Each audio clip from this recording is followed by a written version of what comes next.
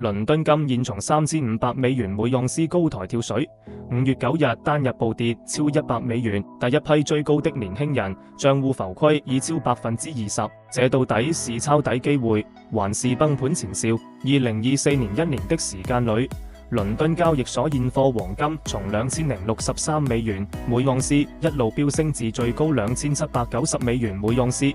年內最高漲幅超過35%。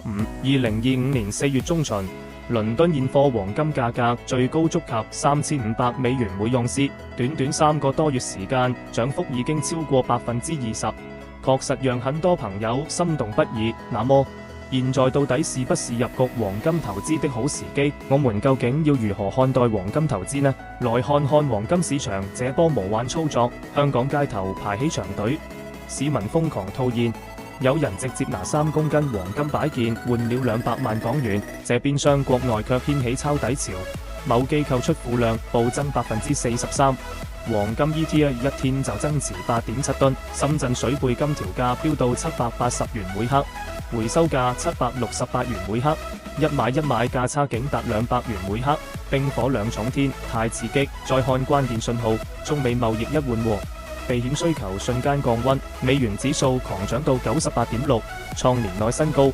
美聯儲還暫停降息，6月降息概率跌到54%，但別急，全球央行還在瘋狂囤金。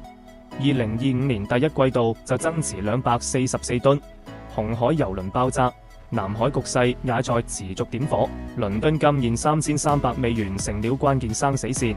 MACD 紅柱還在縮短，多空博弈太激烈。關注我，下期揭秘哪些信號出現時，黃金將開啟新一輪暴漲。